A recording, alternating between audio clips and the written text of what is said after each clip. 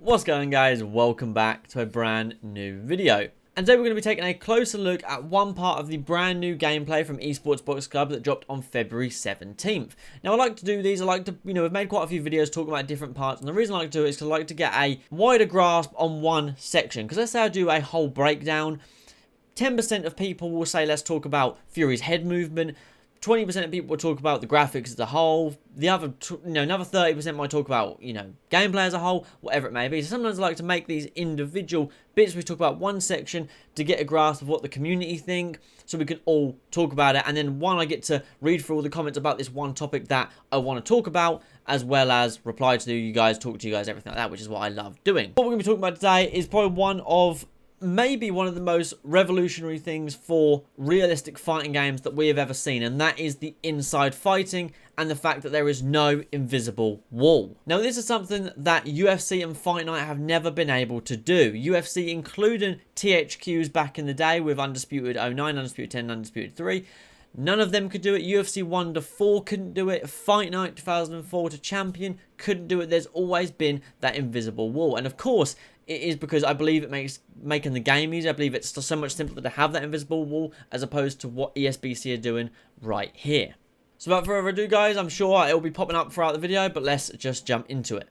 So the first thing we notice is, of course, they are quite literally pushing each other about. They're forehead to forehead, gloves to gloves. They're kind of popping in and out of each other. And they, when they're connecting, their gloves are moving, their heads are moving. They're not both just built solid. We can see the difference, of course. The actual punches are completely different to the punches we've seen throughout the gameplay, both before and after this. As they mentioned in the video, they're much snappier. The hooks and uppercuts are shorter and snappier because it is that inside fighting.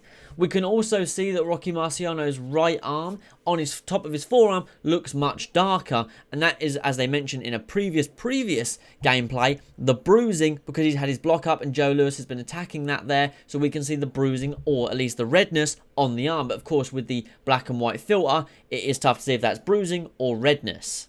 One thing to also point out with this is we've got the old school gloves on. We're going to be talking about the clip as a whole. We're not just going to be talking about, just them being head to head. We're going to be talking about this whole inside fighting clip. We can see when Rocky Marciano actually lands these uppercuts, it is snapping Joe Louis's head back fairly realistically. There is no over the top, the back of his head's not touching his ass, and it's not like his head is just dead stuck. These, like I said, these shots are snappy, they're shorter.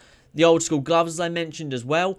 We can see as well when Joe Louis pivots round, he obviously gains an opportunity to counter, but he's not. He's choosing to keep his hands up.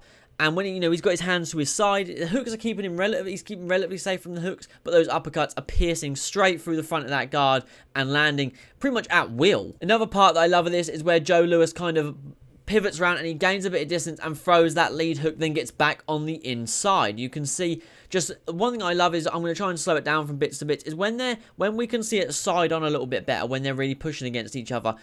There's points where they're not just, what I like about it is they're not just stuck as a whole, head to head, stuck with one another. There's points where Joe Louis kind of leans down a little bit, they're moving side to side, and this doesn't look like this is manually controlled. This looks like the game is doing this as you would expect. You wouldn't expect your fighter to just be stuck dead still when fighting on the inside, is because you'd just be a target to get the shit slapped out of you. They're constantly moving, they're bobbing, they're waiting for their openings, boom, hook, waiting for their openings, Joe Louis moves around, throws that lead hook, tucks back in on the inside, head down, back on the inside, head to head, gloves to gloves, bang, bang, and Rocky Marciano is firing off those shots again. Now, the more I look at it, one thing I want to point out as well with these gloves is they look like they've got two styles of old school gloves on. Rocky Marciano has got the much bigger, more padded gloves on, and Joe Louis has the much smaller gloves on. Now, it could be because Rocky Marciano's got much bigger forearms, but that's just something I wanted to point out. And while we mentioned the sidestep of Joe Louis that makes Rocky Marciano completely miss and leaves himself open for a wide counter, which obviously Joe Louis doesn't capitalize on here and doesn't do nothing with it, just carries on being on the inside, head to head, moving, which I just love, Bob. I could watch this bit over and over again, where they are just head to head, no strikes being thrown. Rocky Marciano, obviously the much busier man here, but while we notice this very obvious sidestep counter, the one counter or movement of Joe Louis that I want to point out that's very small, very minimalist, but still leaves Rocky Marciano open for a shot that Joe Louis yet again does not capitalize on, is this bit where he just slightly shoulder rolls to the left, and Rocky Marciano completely misses yet again. So it shows that not every movement on the inside needs to be a big side step or a big back step here. It can be that little tiny movement. I'll slow it down for you guys. That little tiny movement where he just slightly to the side and Rocky Marciano misses, which then that uppercut's, you know, that's up there because he's expecting that little snappy uppercut to land. He's missed. He's followed through with it, leaves himself open for obviously that right hand to come round to the body or go round to the head. Now, of course, they didn't show much back and forth or counter fighting there. They did show it more counter punching on the inside with the Caleb Plant and Carl Froch, but however that wasn't the head-to-head inside fighting like we've seen here. What I'm going to do right now is I'm just going to watch it all the way through one more time with you guys. You know, we've broke a few bits down and we've spoke about the bits that I like in particular, but we're just going to watch it through again. And you know, it's just one of those things that, you know, I've cut it up, you guys got to see a few bits, but just watching it through, it really is incredible. So like I say, you know, they're head-to-head gloves, the gloves are being pushed, the heads are being pushed. You can see when Rocky Marciano kind of leans forward, it's pushing Joe Louis back, and when Joe Louis pushes, it's pushing Rocky Marciano back. Obviously, you know, Joe Louis returns with that right hook, and then the lead left lands, and then gets back on the inside, gets caught with a few uppercuts. I love this side angle here. This side angle is here. He returns with that hook, but Rocky Marciano is just landing combinations of uppercuts here. Sidestep there, gets caught with a few more there. Rocky Marciano misses. Yet again, he misses there because Joe Louis slightly slips to the side. Joe Louis, I mean, he's only thrown 4 or 5 actual strikes throughout this, but they have landed. But the way the uppercuts just pierce through the guard like that is just brilliant. But that is without a doubt one of my favourite parts of the whole gameplay. Don't get me wrong, I love the body drop from Kell Brook and Conor Benn. I love the last clip with Tyson Fury and Deontay Wilder. I love the Carl Froch and Caleb Plant fighting. But this is just so game-changing in the world of realistic combat sports video games. It's incredible. Of course, there is modern day fighters that I am desperate to see on the inside. I would have loved to have seen Tyson Fury bullying someone on the inside in the gameplay. I'd love to see Canelo getting on the inside.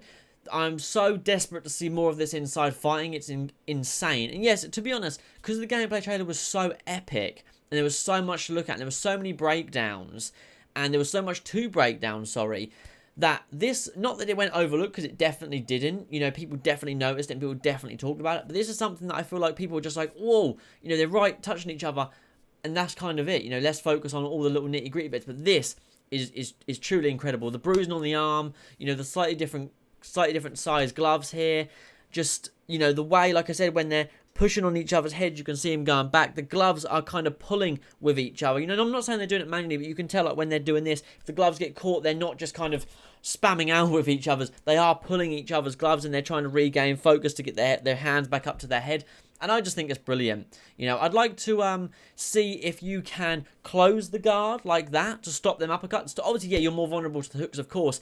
But through there, while they are like that, they're very vulnerable to those uppercuts, which is why Rocky was landing them so fluently and so easily on Joe Louis there. So I'd like to see if you can maybe close the guard a little bit, or maybe you have to rely on those slips for those uppercuts, and then the rolls for the hooks. When the hooks come over, you roll under, come back up with your own. When the uppercuts come, you slip, bang, come up with your own like that. Or obviously, like I said, you know, you slip the uppercut down to the body, up, bang, step back, and then 1, 2, get back on the inside, bang. So maybe it's about just mixing up those combinations and maybe risking getting hit once or twice to put together your own combination and find where that uppercut goes, roll, like I said, bang, bang, and, you know, gain the distance. Then obviously, like we saw Joe Louis tucking in to get back on the inside. We'll see a bit more of that tucking in, and then bang, we can let off our own combination again. And I hope that it flows smoothly with the outside fighting as well. We could see that it definitely does, because like we saw with Joe Louis throwing that lead left hook, where he threw the lead left hook, and then he went back in. There was it didn't feel messy, nothing felt stiff there, nothing looked stiff, especially, you know, he threw the hook and then he came in. It wasn't like he threw the hook, hands went down, hands went up, and then like some awkward, you know, exchange on the inside. It really all flows together, and that's all I want, and that definitely looks like something they've achieved there with it. But yeah, I'm so excited. Honestly, this gameplay is absolutely incredible. Something, yet again, like I say, guys, nothing that UFC and Fight Night could never do, and yeah, it's just crazy that this is where the game is at, and this is where the game is coming to. I'm so excited for it. I hope you guys are as well. Let me know your thoughts in the comments down below. Don't forget to drop a like and subscribe, and I'll catch you guys all in the next one. Peace.